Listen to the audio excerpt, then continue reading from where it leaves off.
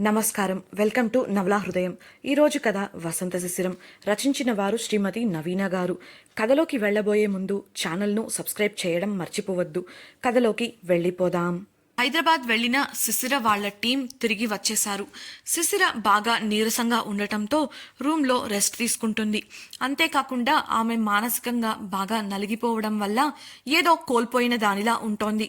ఆమెను మామూలు మనిషిని చేయడానికి విశ్వ ప్రయత్నాలు చేస్తోంది ఉమా. కిషోర్ ఇచ్చిన ఫైల్స్లో ఒక ఫైల్ ఇంట్రెస్టింగ్గా ఉండటం చూసిన వసంత్ దానిని పూర్తిగా వెరిఫై చేశాడు. దాన్ని R&Dకి పంపించి అనలైజ్ చేసి రిపోర్ట్ ఇవ్వమని ఆర్డర్ వేశాడు. కాలేజీకి వెళ్లిన మధు వాళ్ళని మిగతా స్టూడెంట్స్ ఎగతాళి చేస్తారు. మధు నోరు జారబోతుంటే వీణ ఆమెను పక్కకు తీసుకెళ్లి సర్ది చెప్తుంది. అయితే ఒకరు ఆ మాటలను వినేస్తారు. శిశిర కలలో తన శ్రేయోభిలాషులు తనకు ఇచ్చిన సపోర్ట్, వాళ్ల మాటలు వినపడటంతో ఆమెలో తెలియని మార్పు కలిగి తిరిగి కాలేజ్కి వెళ్ళడానికి రెడీ అయ్యి గది నుంచి బయటకు వస్తుంది. అప్పుడే గది నుంచి బయటకు వచ్చిన మధు శిశిరను చూసి మాట్లాడటం మొదలుపెట్టింది. ఓ, అయితే ఇవాళ నుంచి ఫైనల్గా కాలేజ్ ప్లాన్ చేశావన్నమాట. నైస్ అన్న మధు మాటలకు అర్థం కాక అయోమయంగా చూసింది శిశిర. ఆ మాటలకు కోపం వచ్చిన ఉమా, ఏం మాట్లాడుతున్నావు నువ్వు అంటూ మధు వైపు అడుగులు వేసింది. ఉమా కోపాన్ని చూసిన మధు కాస్త భయపడి తడబడుతూ, అదే ఉమా, ఫైనల్గా శిశిర కాలేజ్కి వస్తుంది కదా, దాని గురించే అడుగుతున్నా అంటూ కవర్ చేసుకుంది. అయినప్పటికీ ఉమా కోపం తగ్గలేదు. మధు ఏ అర్థంతో అన్నదో ఉమకు అర్థమైంది. అంతేకాకుండా మధు వాళ్లకు శిశిరకు జరిగిన విషయం గురించి తెలిసిందేమో అని అనుమానం మొదలైంది. అదే అడుగుదామని నోరు తెరిచిన ఉమా చెయ్యి పట్టుకున్న శిశిర, టైం అవుతుంది, వెళ్దాం పదా అంటూ బయటకు తీసుకెళ్లింది శిశిర. అలా వారు కాలేజ్కి వెళ్ళిపోయారు. కాలేజీ లోపలికి వెళుతున్న శిశిర వంక అక్కడ ఉన్న విద్యార్థులు వింతగా చూడటం గమనించారు శిశిర, ఉమలు. ఆ చూపులకు కాస్త ఇబ్బందిగా ఫీల్ అయింది శిశిర. ఇబ్బంది పడుతున్న శిశిర చేతిని ఉమ పట్టుకోవడంతో కాస్త ధైర్యంగా కాలేజ్ లోపలికి వెళ్ళింది. బహుశా సమ్మిట్కి వెళ్లడం కోసం అంత హడావిడి చేసి చివరికి ఇన్వెస్ట్మెంట్ తెచ్చుకోకుండా ఫెయిల్ అయినందుకు తనని ఒక ఫెయిల్యూర్గా చూస్తున్నారు అని శిశిర అనుకుంది. తీరా క్లాస్కి వెళ్ళి తన సీట్ దగ్గరకు వెళ్లిన శిశిరకు ఏవో పేపర్స్ కనిపించాయి. అవి పాంప్లెట్స్లా కనిపించడంతో తీసి పక్కన పెట్టబోయిన ఆమెకు అందులో ఉన్న స్క్రిప్ట్ చూసి షాక్ అయింది. ఆ పాంప్లెట్స్లని చేతిలోకి తీసుకొని చుట్టూ చూసింది. కొంతమంది తనను చీదరగా చూస్తుంటే ఇంకొంతమంది చీప్గా చూస్తున్నారు. కొందరు వారి పక్కవారితో ఏవో గుసగుసలాడుతూ ఉన్నారు. అప్పటికే వాటిని చూసిన ఉమకి కోపం వచ్చింది. అయితే అంతకన్నా ముందు శిశిర ఎలా ఫీల్ అవుతుందో అనుకుంటూ ఆమె ముఖం వంక చూడగా శిశిర ఏ ఎక్స్ప్రెషన్ లేకుండా చుట్టూ ఉన్న స్టూడెంట్స్ వైపు చూస్తూ నిలబడింది. అసలే ఈ ఇన్సిడెంట్ వల్ల మానసికంగా బాగా నలిగిపోయింది శిశిర. ఇప్పుడే కోలుకుంది అనుకునేలోపు ఇలాంటి సంఘటన ఆమెను ఏ వైపు నడిపిస్తుందో అని ఆందోళన చెందింది ఉమ. అయితే శిశిర పూర్తి భిన్నంగా వాటన్నింటినీ తీసుకొని వెళ్ళి క్లాస్ అందరి ముందు విసురుగా చెత్తబుట్టలో పడేసింది. మళ్ళీ తన ప్లేస్కి వచ్చి కూర్చొని తన పనేదో తను చూసుకుంది. శిశిర స్పందించిన విధానానికి ఒకంత ఉమ సంతోషపడింది. అయితే ఇలాంటి ఒక పనిని ఎవరు చేసుంటారా అని ఆలోచిస్తూ ఉండిపోయింది. ఇంతలో క్లాస్కి వచ్చిన లెక్చరర్ పాఠం మొదలెట్టడంతో స్టూడెంట్స్ అంతా క్లాస్ వినడంలో మునిగిపోయారు. క్లాసెస్ పూర్తయ్యాక బ్యాగ్ తీసుకొని రూమ్కి బయలుదేరింది శిశిర. రూమ్ నుంచి బయటకు వెళ్లిన ఆమెని ఒక చెయ్యి అడ్డుగా ఉండి ఆపింది. తల ఎత్తి చూసిన శిశిరకి ఎదురుగా నవ్వుతూ కనబడింది ఉష. చిరాకుగా ఒక చూపు చూసి పక్క నుంచి వెళ్లబోయింది శిశిర. అయినా ఆమెను వెళ్లకుండా ఆపుతూ, అరే, ఎక్కడికి వెళ్ళిపోతున్నావు శిశిర? నీ బిజినెస్ ప్లాన్కి ఇన్వెస్ట్మెంట్ వచ్చిందా లేదా అని కన్నింగ్ స్మైల్తో అడిగింది. శిశిర నుంచి ఎటువంటి సమాధానం రాలేదు. శిశిర కూడా ఇప్పుడు ఉషతో మాట్లాడాలి అనుకోవడం లేదు. మౌనంగా ఉన్న ఆమెను చూసి, చెప్పు శిశిర, మేము ఈ న్యూస్ వినడానికి ఈగర్గా వెయిట్ చేస్తున్నాం. సరే, ఆ విషయం చెప్పకపోతే చెప్పకపోయావు, కనీసం నువ్వు హైదరాబాద్లో బాగా ఎంజాయ్ చేసావంట కదా, ఆ విషయం చెప్పు. ఎవరితో ఎలా ఎంజాయ్ చేశావో చెప్తే మేము కనీసం నీలా చేయకపోయినా విని ఎంజాయ్ చేస్తాం. మాకు ఫ్యూచర్లో ఉపయోగపడుతుంది కదా నీ ఎక్స్పీరియన్స్ అంటూ నీచమైన అర్థంతో మాట్లాడింది. గొడవ పడటం ఇష్టం లేని శిశిర తన కోపాన్ని, బాధని లోపలే కంట్రోల్ చేసుకుంటూ నిలబడిపోయింది. మళ్ళీ ఏదో అనబోయిన ఉష ఆమె దగ్గరకు ఇంకో అడుగు వేయగానే వెనుక నుంచి ఒక గొంతు వినపడటంతో ఆగిపోయింది. డిపార్ట్మెంట్లో రిసెప్షన్లో పనిచేసే స్టాఫ్ వచ్చి శిశిరని ఆఫీస్కి రమ్మని చెప్పడంతో ఆమె సరే అని చెప్పి వారి వెంట వెళ్ళింది.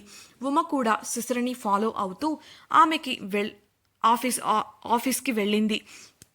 వెళుతున్న శిశిరని చూసి, వెళ్ళు శిశిర వెళ్ళు, ఇదే నీకు కాలేజ్లో ఆఖరి రోజు అంటూ కన్నింగా నవ్వుకుంది ఉష.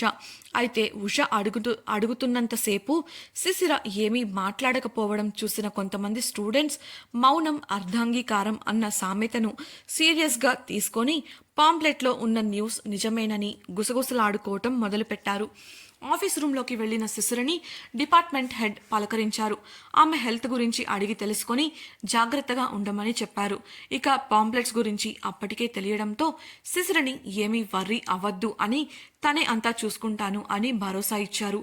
డిపార్ట్మెంట్లో ఉన్న మిగతా స్టాఫ్ కూడా ఆమెను కాస్త సాఫ్ట్గానే ట్రీట్ చేయడంతో శిశిర మనసులో ఉన్న చాలా భయాలు దూరం అయిపోయాయి. డిపార్ట్మెంట్ హెడ్ మాట్లాడుతూ పాంప్లెట్స్ విషయం గురించి తాను ఎంక్వైరీ చేస్తాను అని, ఈ పని చేసిన వారికి పనిష్మెంట్ సివియర్గా ఉంటుంది అని చెప్పడంతో మౌనంగా తల ఊపింది శిశిర. ఆఫీస్ రూమ్ నుంచి బయటకు వస్తున్న శిశిర ముఖంలో ఎలాంటి భయం బాధ లేకపోవడంతో ఆశ్చర్యపోయింది ఉష. ఈ న్యూస్ బయటకు రావడం వల్ల ఇలాంటి అమ్మాయిని కాలేజ్లో ఉండనివ్వకూడదు అని కాలేజ్ వాళ్ళు ఆమెను టీసీ ఇచ్చి పంపించేస్తారు అని అనుకుంది. కానీ అలా జరగలేదు. తన కోరిక ఫలించకపోగా నిరాశగా అక్కడి నుంచి వెళ్ళిపోయింది.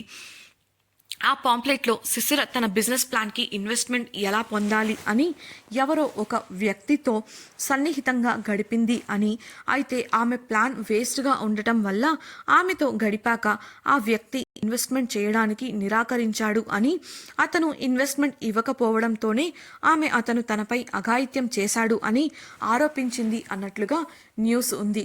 కానీ ఇప్పటికే స్మార్ట్ వర్క్ గ్రూప్ నుంచి ఒకరు వచ్చి సంజాయిషి ఇవ్వడం వల్ల కాలేజ్ యాజమాన్యం ఈ విషయంపై శిశిరపై వస్తున్న రూమర్స్ని నమ్మలేదు.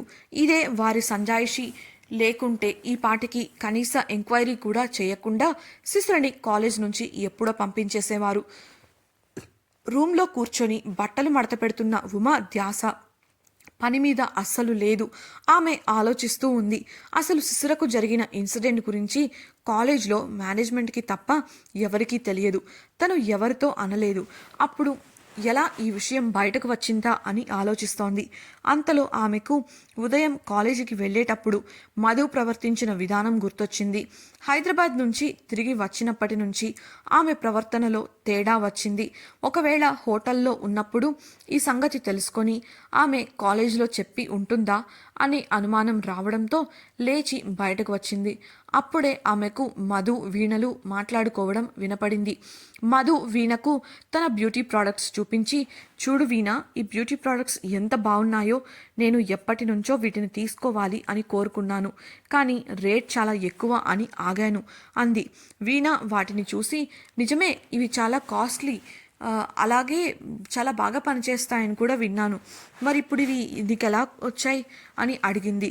ఆ ప్రశ్నకు తడబడుతూ, అది నా బాయ్ ఫ్రెండ్ గిఫ్ట్గా ఇచ్చాడు, నువ్వు అతన్ని చూసావు కదా హైదరాబాద్లో, అతనే ఇచ్చాడు అంటూ సమాధానం ఇచ్చింది.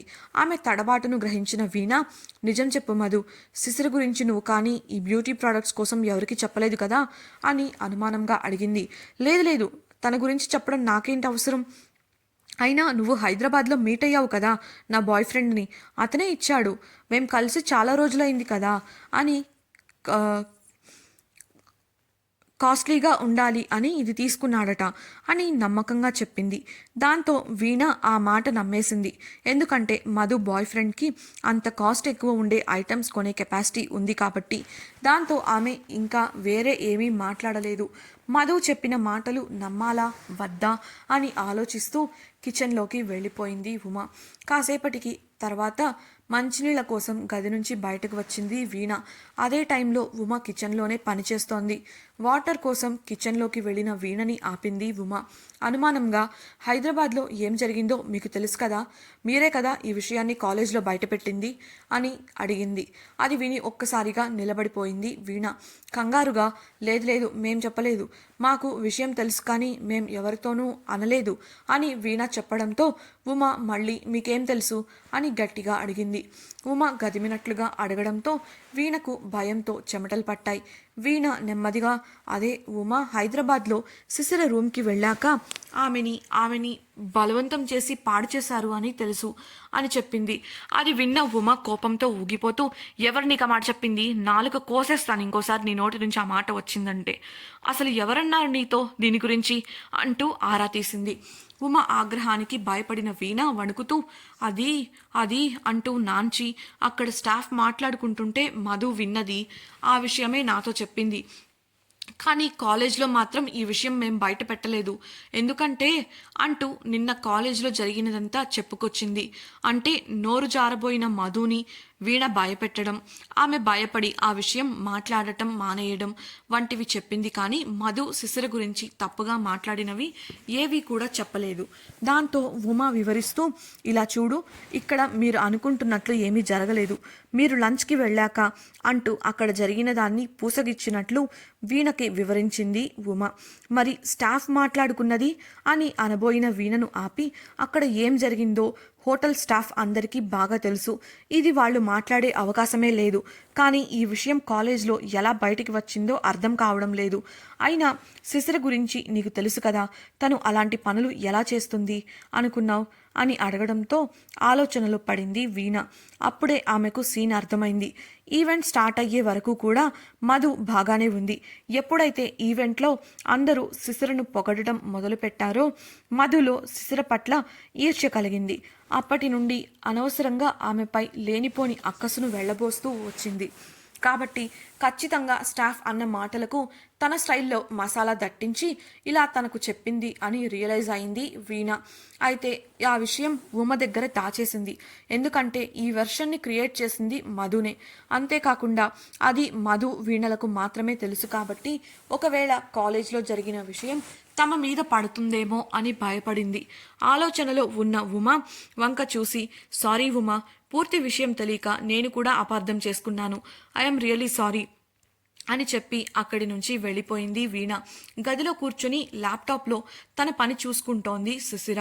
అప్పుడే లోపలికి వచ్చిన ఉమ డిన్నర్ ప్లేట్ ఆమెకు అందించి, త్వరగా తిను శిశిర, ఇప్పటికే బాగా లేట్ అయింది, టాబ్లెట్స్ వేసుకోవాలి కదా అని అనడంతో, ఈ ఒక్క వర్క్ ఉమా చాలా రోజుల నుంచి పెండింగ్ ఉండిపోయింది, ఆల్మోస్ట్ ఫినిష్డ్, ఒక 5 minutes అని చెప్పి ల్యాప్టాప్లో ఏదో టైప్ చేస్తూ ఉండిపోయింది. ఆమెను చూస్తున్న ఉమ మనసులో, అమ్మయ్య, కాలేజీలో జరిగిన దానికి ఎలా రియాక్ట్ అవుతుందో అని భయపడ్డాను. ఎలా అయితేనేం శిశిర నార్మల్గానే ఉంది. ఇంకా ఆమెలో ఏదో తెలియని మార్పు తెలుస్తోంది. ఏంటబ్బా అది అని ఆలోచిస్తోంది. ఇంతలో వర్క్ ఫినిష్ చేసుకున్న శిశిర లేచి వచ్చి ఉమని గట్టిగా హత్తుకొని, thank you so much Uma, నువ్వు లేకపోయి ఉంటే నేను ఈరోజు ఇలా ఉండేదాన్ని కాదు. నా ప్రతి అడుగులోనూ నాకు తోడుగా నిలబడి ధైర్యాన్ని ఇస్తున్నావు. నేను చాలా అదృష్టవంతురాలిని నీలాంటి ఫ్రెండ్ని పొందడానికి అంటూ ఆనందంతో కన్నీరు పెట్టుకుంది. ఉమ ఆమెను తిరిగి హక్ చేసుకొని కాసేపు కబుర్లు చెప్పుకొని నిద్రపోయారు. ఉదయం కాలేజీకి వెళ్ళడానికి నిద్రలేచిన శిశిరకి తన తండ్రి నుంచి ఫోన్ వచ్చింది. లిఫ్ట్ చేసిన ఆమెకు త్వరగా బయలుదేరి ఇంటికి రా అంటూ తల్లి చెప్పడంతో ఏమైందో అనే హడావిడితో ఉమకు చెప్పి బయలుదేరి ఊరు వెళ్ళింది. కాలేజీలో ఇన్ఫర్మేషన్ లీక్ అవ్వడానికి కారణం ఎవరు? కాలేజ్లో పాంప్లెట్స్ ఎవరు పంచారు? శిశిర తల్లి ఆమెని ఎందుకు అత్యవసరంగా ఇంటికి రమ్మని చెప్పింది? ఇంకా ఈ ఇన్సిడెంట్ వల్ల శిశిర ముందు ముందు ఎలాంటి సమస్యలను ఎదుర్కోబోతోంది తెలుసుకోవాలనుందా? అయితే తప్పకుండా వసంత శిశిరం రాబోయే ఎపిసోడ్స్ని వినేయండి. అందుకోసం మన ఛానల్ను సబ్స్క్రైబ్ చేసుకోవడం ద్వారా వీడియోస్ అప్లోడ్ చేయగానే మీకు నోటిఫికేషన్ వస్తుంది. ఈ వీడియో కానీ ఈ నవల కానీ మీకు నచ్చినట్లయితే ఈ వీడియోను లైక్ చేసి మీ సన్నిహితులతో షేర్ చేయడం ద్వారా వారికి కూడా మరింత వినోదాన్ని అందించిన వారవుతారు. మీ అభిప్రాయాలను సూచనలను మాతో పంచుకోవడం కోసం కామెంట్స్లో తెలుపగలరు. ఇట్లు మీ నవలా హృదయం team. Thank you for listening.